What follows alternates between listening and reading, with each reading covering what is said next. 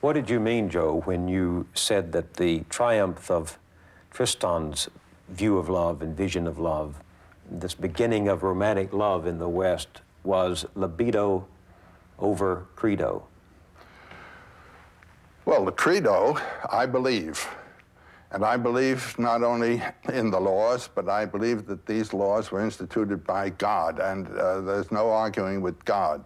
I mean, these laws are just a heavy weight on me, and disobeying those is sin, and it has to do with my eternal character. And the libido? Libido is the impulse to life. Comes from where? Comes from the heart. And the heart is what? The heart is the organ of opening up to somebody else. That's the human quality, as opposed to the animal qualities, which have to do with, primarily with self-interest. Opening up to that which is other is the opening of the heart. And that's as the troubadours saw it. It is the opening of the heart.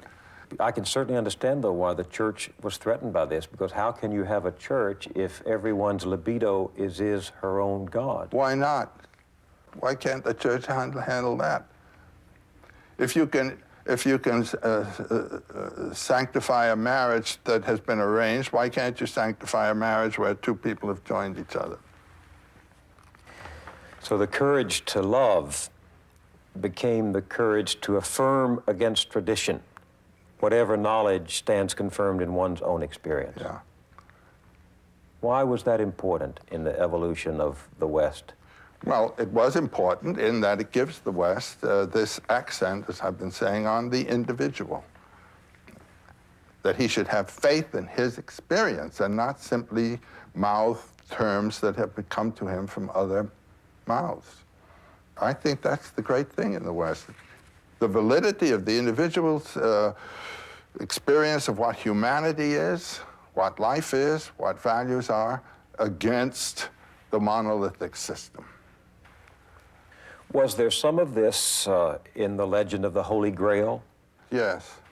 Wolfram has a very interesting statement about the origin of the Grail. He says, the Grail was brought from heaven by the neutral angels. There was the war in heaven between God and Lucifer and the angelic hosts that sided, one group with Lucifer and the other with God. Pair of opposites, good and evil, God and Satan. The Grail was brought down through the middle, the way of the middle, by the neutral angels. What is the Grail representing then? Well, the Grail becomes the, what can we call it? That which is attained and realized by people who have lived their own lives.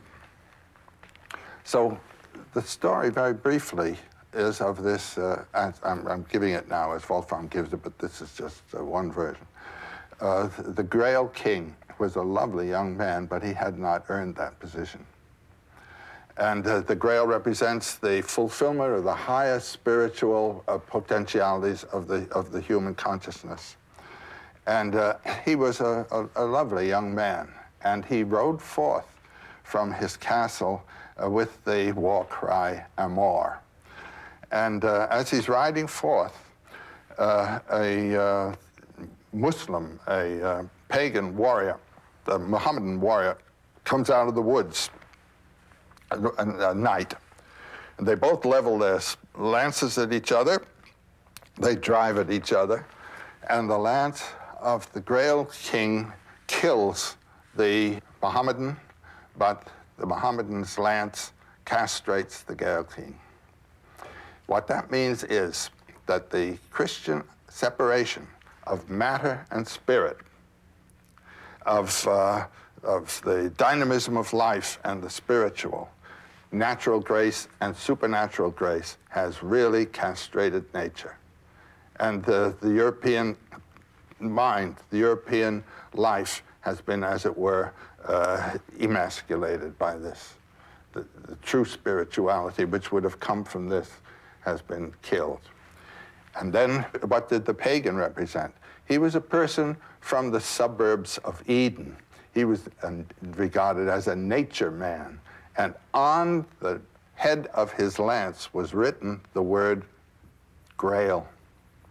That is to say, nature intends the Grail.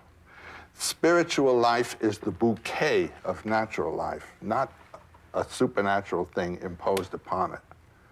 And so the impulses of nature are what give authenticity to life, not obeying rules come from a supernatural authority. That's the sense of the Grail.